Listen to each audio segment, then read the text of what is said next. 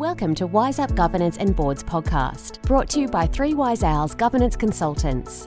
Covering hot topics in governance, risk, latest regulatory changes, and issues keeping directors and executives awake at night. Here are your hosts, Ainslie Cunningham and Deb Anderson.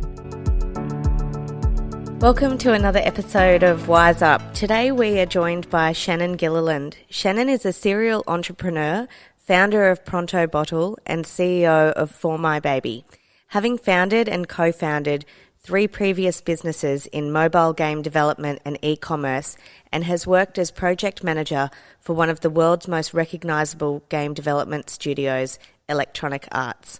Her skills range from business development, product development, marketing, branding, project management, logistics, distribution, e-commerce, customer service, and management of small to large globally distributed teams. Along with a graduate certificate in entrepreneurship and innovation and a bottle-feeding parent herself, she's had first-hand experience with the current pain points of her target demographic and been able to apply the last 10 years of experience to developing a product and company to solve the biggest problem for bottle-feeding parents. Welcome, Shannon. Thanks so much for the introduction and welcoming me on board. So tell us a little bit about the journey to get to this point, Shannon. Certainly. I think like in the introduction, I mentioned that we're currently working on a self-sterilising baby bottle. And the idea for that concept actually came about 3 years ago when I had my daughter. Actually, it's 4 years ago now. She's just turned 4. So, I sort of had my daughter then, and, like most parents, had some issues around breastfeeding, so I swapped to bottle feeding. And I actually came up with an idea to solve that problem. But before I raced out and started designing anything, I actually went and I interviewed and I surveyed 100 other parents, and I just said, how are you travelling with your baby? And from that, it was the biggest pain points around parents having to travel with so many pre-filled bottles, all of the time consuming that, was around that sterilisation and the, creation process for it. So I went about solving that. So that kind of took me into the journey of developing a product and then developing a company and starting a company and then bringing on board members and bringing on or starting acceleration programs, and kind of brings me to today's date as well. So, everything from that point to fundraising, and it's a pretty typical startup journey, actually. So what are some of the greatest challenges you've faced along the way, Shannon? I think like most startups, the typical challenges, and I suppose I'll talk from my standpoint then, is for me it's been about gathering the right knowledge to actually appropriately start my company. So what were the key things, the key frameworks to get myself into the right place for actually starting the company? And then the next thing is, gathering the right network of people around you that can either support you, through your business, so through knowledge, and also, mental and emotional support as a founder as well. And then also the funding required to actually get you through the various stages as you're doing your product development too. So there's kind of a few key areas there that tend to be, some of the challenges for most startups actually, yeah. How does your bottle actually work, Shannon? It's one of the first questions people tend to ask. The science behind it. We're actually using UVC lights. So UVC lights actually been used for a number of years within the medical, dental and consumer products. It's been used to sterilise surgical equipment and also used to sterilise water. So water treatment plants are now within consumer products where you've got, a water bottle where you can actually travel with it. So you're going overseas somewhere and it kind of prevents you from getting that, the sick sort of barley belly style things. So we've actually taken that technology now and integrated it into a baby bottle. And it's the first one where you can actually travel now with a bottle that's actually empty. So you're no longer required to travel with, 5 or 6 pre-filled bottles. You can actually travel with one bottle, it's empty, and you can prep it wherever you find drinkable tap water. So it's pretty fantastic, yeah. Even if I do say so myself. And do you need to recharge it, Shannon, or? Yes, yeah. So it's a battery-operated device. It's rechargeable like your mobile phone or any other kind of, electronic device would be. You get about 6 charges out of it. So if you're doing feeds while you're out, you're probably getting, a feed every 2 hours. So it'll last about 12 hours while you're out. And you can charge it from any sort of, your typical, mobile phone charger. You just plug it into the back of that and either charge it from a power point or if you've got one of those little portable, battery packs, you can basically just charge it from that. So as long as you've got one of those with you, you can basically charge wherever, which is good. What an awesome product. I wish that was around when my children were being bottle fed. My gosh, I felt like a pack horse. Yeah, totally. So, okay, now that you've got this amazing product, then what were your next steps to kind of now grow and scale? So the steps as sort of getting myself to this point have been mostly around the fundraising process. So going through that friends and family round of funding, then going through getting into an accelerator. So I was accepted into 2 separate acceleration programs. One of them was specifically medtech based, which was perfect for my product. And that actually gave me a really good framework in terms of understanding some of the basics around, quality management systems, regulatory requirements, and also a portion of board development as well. And then the next steps from that point then is actually bringing on that board, bringing on the next raise, which we're currently doing at the moment as well. So that's the next thing for us, is then moving from what we have been really sort of quite predominantly in startup phase, and slowly now moving to that launch phase where it's going to be into manufacturing and actually distributing our product, building those relationships with other businesses and partnerships, licensing, joint ventures, that kind of stuff. So there's a lot to go ahead. So in terms of capital raising, what avenues have you looked down in terms of, have you gone private equity, venture capital, potentially IPO? Sort of what options have you explored? Sure. There's actually been a number of options we've looked at and also completed ourselves. So the initial one that I mentioned there was the friends and family round. We didn't actually take that as a portion of equity. That was actually, we took on as loans. So we said to people that we would pay them back within a set period of time. We were lucky enough to have, friends and family that said they were happy without having to, have some sort of increase by year one of payment, which is great. And then the next thing for us was we actually got into that acceleration program, the MedTech one, which is actually backed by a VC firm. So Artesian was one of the firms backing that program. So through that, we actually raised 3 separate rounds of funding. And those all required the same sort of process you would for any other type of investment, in terms of you had to pitch, you had all your documentation requirements, your legal requirements around that as well. There's also reporting requirements too. So every 3 months, you've got to report to the VCs on what did you say you were going to do, where are you right now, and where do you think you're going to be in X amount of time as well, just to make sure that you are kind of being transparent as to what you're doing.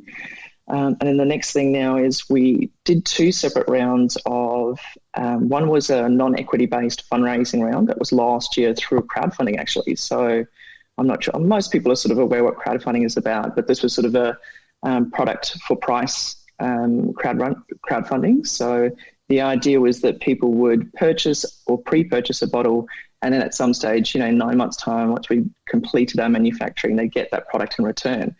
Unfortunately, what we didn't realise is that, when parents are doing this whole process, and I should have realised this being a bottle feeding parent myself, is that we think we can breastfeed until we can't. So when you decide you need a bottle, you need it now. It's not going to be in 9 months' time. I'll ship it to you then. You kind of past that stage by then. But it was an interesting thing in terms of what we learned, how people responded to the product and how people responded to the brand as well. So parents really rely on brand and then trusting it before they'll actually purchase this type of product. So for anything else, if it was a pair of headphones, if it was, the latest gadget, it would have been amazing. It would have been really easy to raise the funds through that. But because of that, we didn't raise the funds, and we sort of gave anything that we raised, we gave it back. So we sort of fast forwarded now to this latest year. We've raised 2 rounds of funding as a part of that VC firm that I mentioned. And then the next thing now is we've actually gone down the crowdsourced equity crowdfunding through Birchall. So that's the stage we're at now. And the difference with that, obviously, for us is that people are putting in a portion of funds for a portion of equity instead of an actual physical product. The good thing for us in doing that is that we're actually sourcing funding from people who have experienced that pain point themselves, right? So they're parents like you and I who've been through that before, and they think, oh my gosh, just like you said before, I wish I'd had this when I was raising my kids as well. And it goes through sophisticated investors as well. So we're also on another wholesale investor website, and that's specifically for wholesale investors, So kind of from where we've gone to where we are now. Yeah. How's the take-up on that equity crowdfunding going? Say that again, sorry. How's the uptake going with your equity crowdfunding? We've done really well, actually. So I think we're close on 100,000 raised so far, and I think we're just under 2 weeks left of that. Ideally, we're looking to raise, there's a minimum and maximum subscription amount you can actually post on the virtual fundraising, and our minimum was 175K and the maximum was 850. And the difference there is that the minimum allows us to be able to build a prototype, get it in front of retailers and prove traction and basically get letters of intent, which is what we've found has been sort of a key block when we've gone to try and raise funds through angel investors over the last 8 months. We've been pitching, and the typical response is that, we want you to prove traction, we want letters of intent, we want you to have signed distributors on board, which are already difficult things to do when you're a hardware startup and you're basically going to people for the investment to be able to do those things. So it'll allow us to do that, if that makes sense. But if we raise the 850, it'll actually allow us to go through that full staging of tooling, manufacturing, marketing, and actually then finally launching and distributing our product as well. Yeah. So in terms of, you've mentioned it's open for another 2 weeks. Where can people find that if they want to actually go ahead and invest? Oh, certainly. So they can either head to our website, so it's prontobottle.com, or they can head straight to virtual, so virtual.com, and just look for Pronto Bottle. They can have a look there. There's also details in terms of, we did a investor webinar, so there's a video on there as well that people can watch through where we go through our pitch deck. And we've also got the offer documentation there as well, which sort of sets out what our business strategies are going forward. It includes all the current shareholders in our portfolio, as well as where we kind of intend on being in the next 2 years, which is good. Yeah. So what are the biggest challenges you faced in putting together your pitch deck? Have you had to keep revisiting it and retweaking it? And It's an ever-evolving document. I think just like some of the documentation required for corporate governance, and when you're sort of doing your risk strategies and assessments, it's you're sort of constantly going back to it and updating it. So I think I've sort of on version 50 or 55 by now at this stage. Do you know what I mean? But it's good. It's you look back on it and you see how far you've come, because I think as a founder you can get very focused on where you are right now and where you're intending to go, and you forget to sort of look back a little bit. And it's nice to sort of look over the last 18 months and see just how far we've actually come, which is, it's quite interesting. But yeah, it's had a lot of iterations. Yeah, I think it's really important just to celebrate the sort of small wins along the way, isn't it? Yeah, definitely. I think it's something we probably do a very poor job of, because we're so focused on getting to that next milestone. We hear you. So when are you hoping to go to market? End of next year. So our plan at the moment is, if we raise the full 850, so that full subscription through virtual, the intent then is to be able to actually start shipping out product at the end of the next year. If we have to go back and install, spend the next 2 or 3 months raising that last amount post the virtual campaign, that'll push that date out into the following year, into 2022. Yeah. So you've mentioned before, Shannon, about getting together an advisory board. How has that process been for you? It's been difficult, to be honest, because I think when you're starting out, I'll talk from my perspective. I think I'd like to be very informed, and I'm a very task list type person. So I had no understanding of governance before before starting a company. So for me, it was about information gathering and trying to do it the right way, but also realizing that there's certain things that I didn't have the time to do. So it sounds, and I hate the way that sounds, it sounds sloppy, because I sort of went out to interview people. I went out to source them through my networks that I had, also through LinkedIn as well. So I actually went through and researched LinkedIn, but not having a step-by-step guide before that, because I didn't have the appropriate funds at that stage as well to be able to set aside and get somebody else to help inform me of that. I think MedTech helped a fair amount as well, because they taught us a fair bit in terms of, what we should be expecting and how we should be sourcing board members. But, the next stages, it just wasn't as detailed, and, it wasn't as professional as I would have liked it to have been, if that makes sense. Yeah, absolutely. And like for us, a lot of the things that we would recommend at this sort of stage would be around sort of breaking down your strategic direction, breaking down that strategic plan, working out what skills you need from your leadership team, whether that be a management team or your board, and kind of targeting those skill sets and doing a skills matrix. And what other things do you think would help you in that process?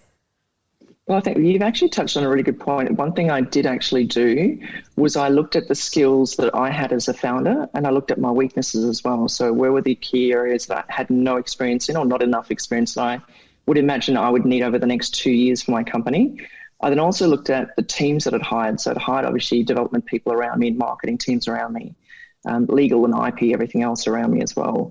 So what I looked at was where was the major gaps that I couldn't fill with key hires, and also around that strategic planning, where do I expect us to go in the next 2 years?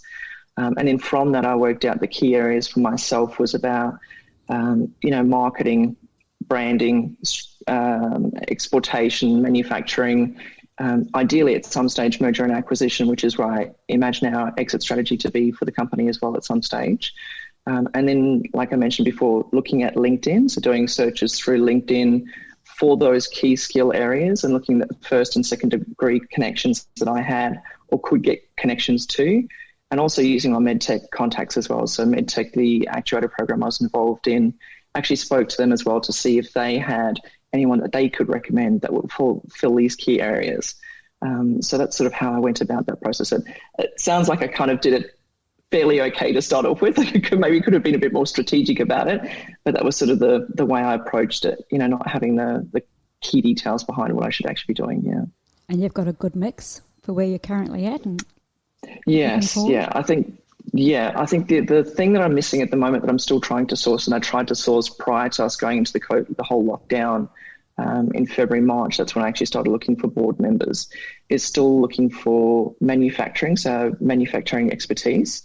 We're hiring, obviously, contract manufacturers, which will be, end to end for us, but having an idea as to how that fits in for the product that we're developing now, all the way through to when we're looking at exporting our product as well. That would be another key area that we want to look at too. And also around developing a circular economy for us, because ideally what we'd like to get to a point of is where our product can actually be recycled or developed so we can actually bring that back into us, and we're not actually, sending product out into recycle plants or into landfill as well. So that's the one area we're still looking at the moment. And what's your product made of, Shannon? Is it part plastic, part glass, or? Yeah, so exactly like you mentioned, it's a couple of different materials. So the bottle itself is actually glass. One of the key things for me is I didn't want to develop another plastic product or with the least amount of plastic components as possible. So looking at having a glass bottle, glass tends to be a lot more recycled as well versus plastic.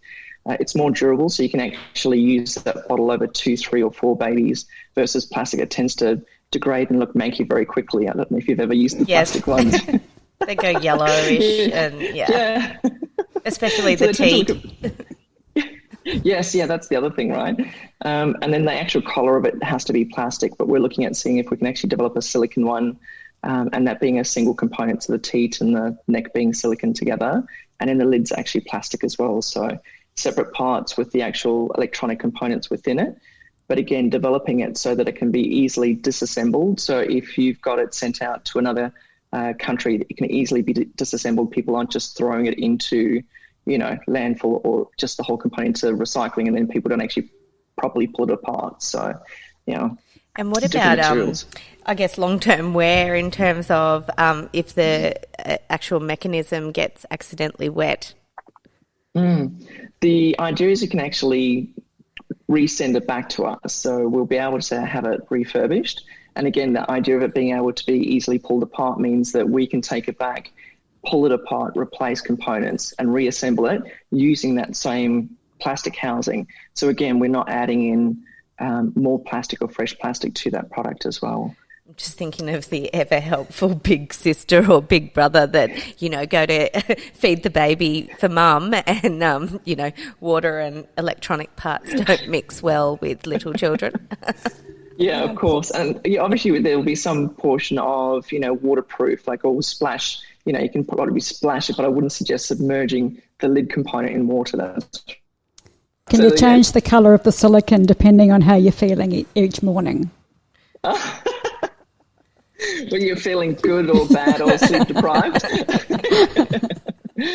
Or maybe just need an extra shot of coffee for the morning, one of the two.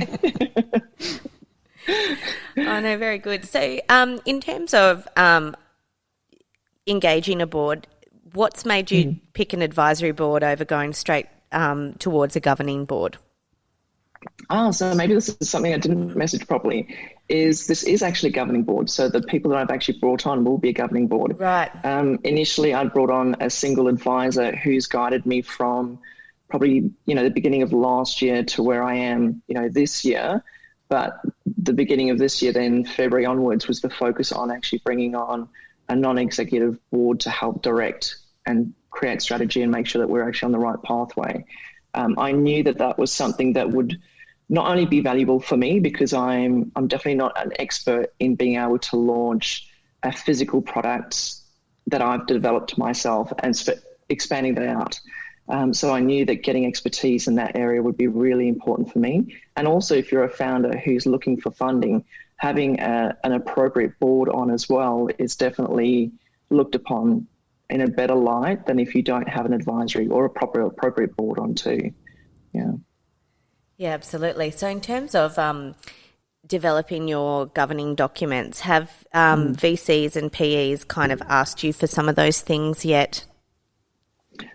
No, actually. So when we brought on the VC firm, the documentation we needed initially was just what we needed when we registered our company. So we brought on a legal advice team who were specifically working with startups. A part of that was actually getting our, company constitution together. So that was probably the main document that they looked for. Aside from that, then it's just for our sort of own knowledge. It's about, director documentation, what's expected of us being in a director's role and our duties, and also the secretary, because as a single founder, I'm the director, I'm the founder, I'm the secretary as we're starting out. But the main things was just the company constitution going forward. But then having said that, now going to this crowdsource funding campaign, there's also the offer documentation, which is basically your business strategy, right? So what is everything expected or your business plan going forward from this point? And that tends to be the main documentation that people have asked for.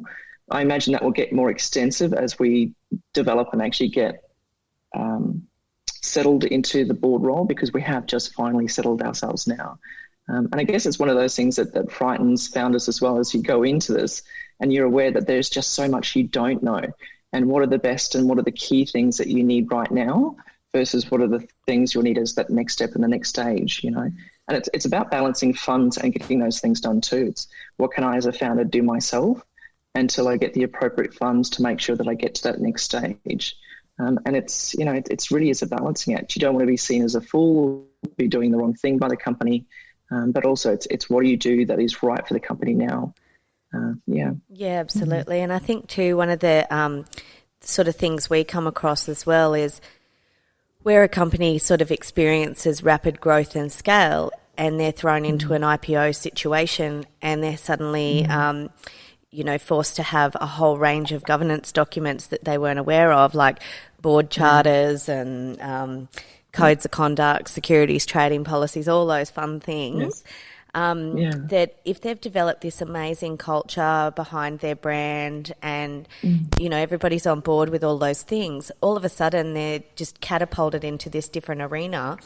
And sometimes you can see that erode, this amazing culture overnight. And there's sort of a lack of understanding and training and awareness right down in the sort of granular level of an organisation. And that's why it's, really great to see you already going for a governing board as opposed to an advisory board, because sometimes those sort of stepping stone boards miss that critical link of, what are the reporting requirements? What are the additional reporting things that we could set up now while you're smaller and more agile, as opposed to trying to then implement that later on? Absolutely. And like I said, the fact that you just don't know when you're the saying of like, you don't know what you don't know until you don't know it. Yes, it tends to be pretty key when you're a founder, when you're setting up all these things as well. You try your best, I've tried to do what I think is my best and try to get as much information together to be able to set up that board. I think most of it also comes down to just what your base values are. And it kind of sits in the appropriate directed duties too. It's about being transparent, not hiding anything when you're actually working with your board and working with your investors and working with those key stakeholders, the businesses and companies that you're actually working with as well, making sure that they're involved in some of the decisions, because even though they're external team hires, they're quite literally your staff as well, because they're doing those key things for you. So they help you with your direction, because they've got a lot more experience than you do too, which is quite helpful as well. But yeah, it'd be interesting to see if there's a way, and you've probably got a lot more detail on this as well, as in what are the key steps that startups can take in setting themselves out at the various stages as well. I think that's one of the things, you say about the things that keep founders up. Those things are the things that keep founders up, is am I doing the right thing, and what is that next step, and what is the right thing right now for me to make sure I'm doing the right thing for my company and everyone else that's involved in it as well. I think one of the main things too, Shannon, hopefully that makes sense, is your IP protection as well, yeah? Because you've got such a unique product. It's important to protect that as early as possible, because people like to copy, don't they? Not kidding. And it's, we brought on separate legal to separate IP advisory. The IP for us was obviously submitting through the typical process, which is your provisional patent, then your PCT, and then you've got 18 months to hear back whether or not you're actually clear, as in your patents actually passed through those different countries, or whether or not you've got an infringement, either yourself or somebody else is already producing that product. So for us, yes, that's a part of our strategy, submitting patents. But that's not the only thing as well. So considering trademarking as well is really important. Branding as well, because we're a consumer product, and that thing that I mentioned before about trust and whether or not parents will choose your product over somebody else's, especially for a fast-moving consumer good too, which is what Pronto Bottle will be.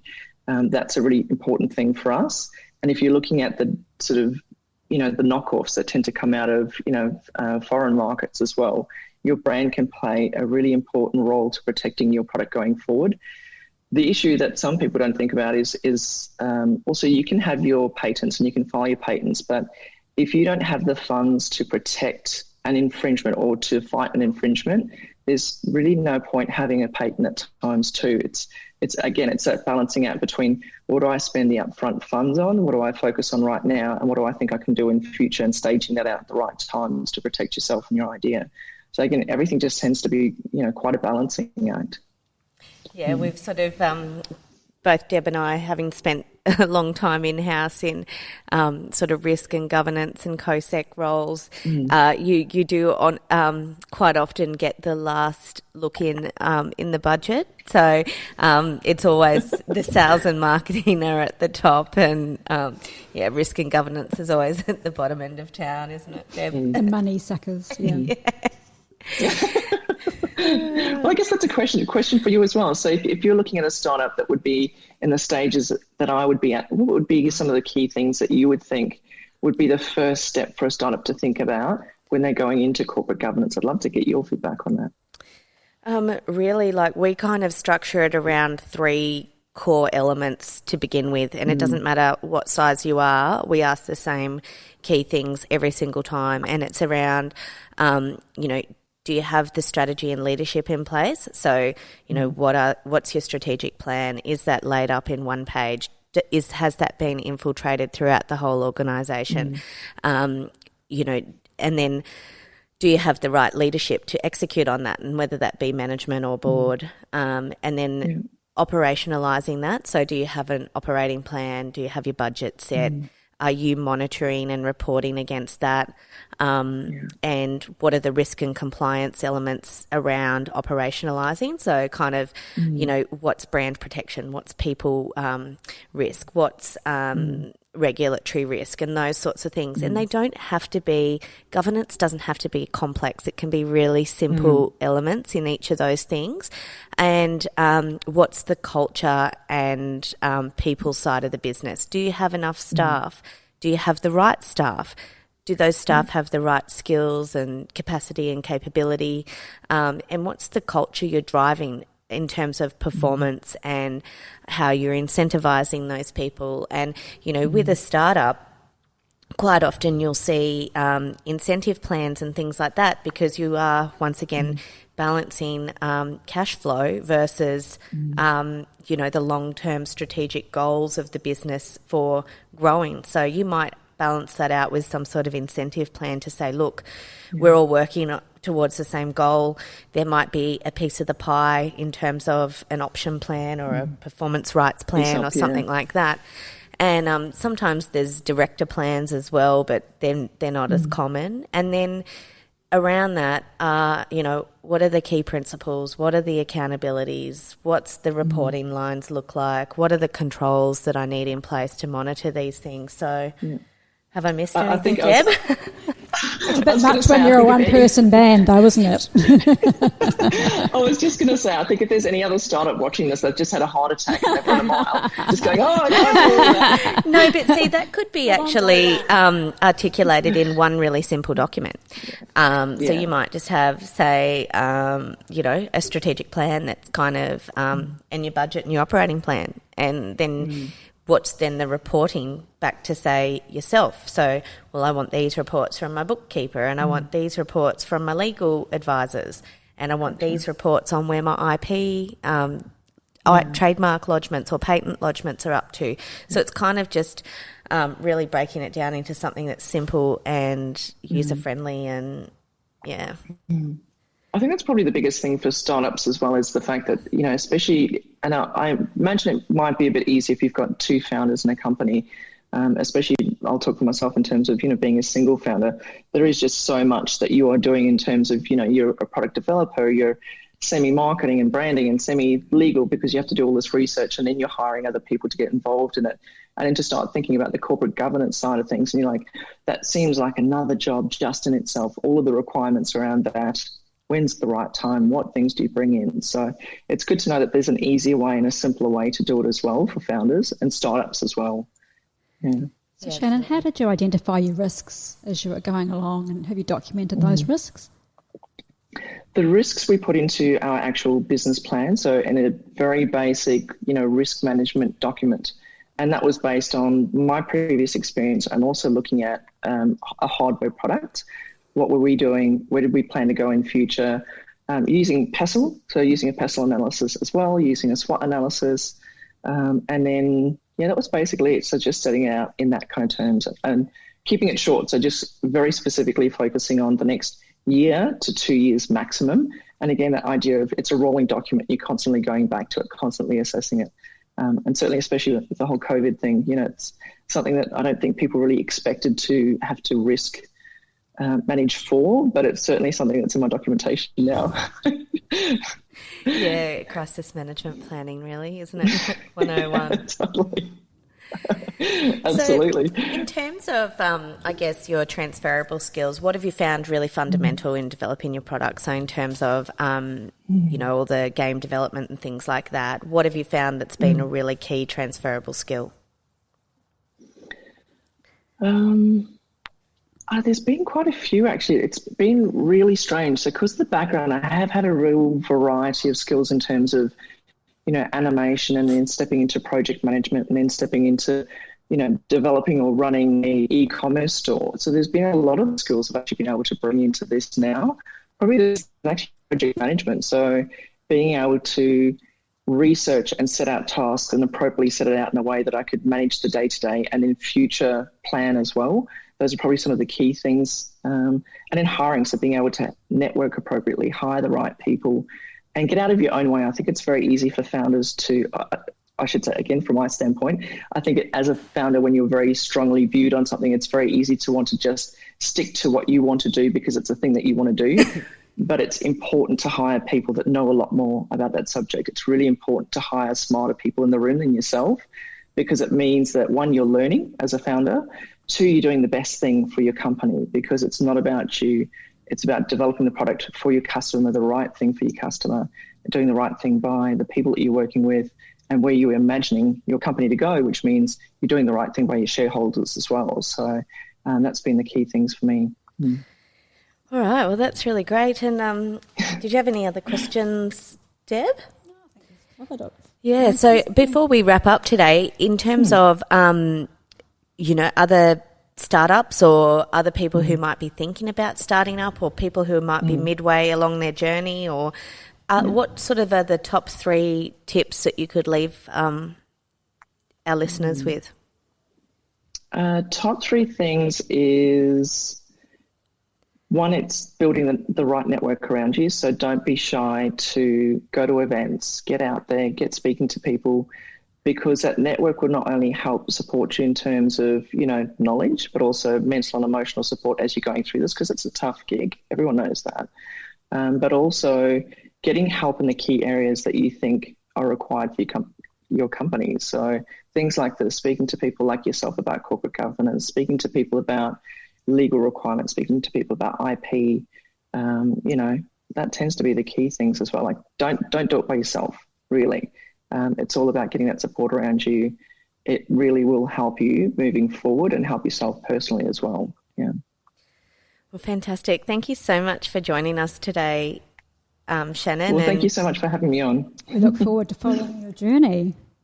Yes, thanks absolutely. so much. I really look forward to watching you guys as well. Thanks so much. Thank you. That's all for today. Until next time, happy podcasting. And remember, if you're enjoying the show, check out our other episodes and all things governance at www.3wiseowls.com.au.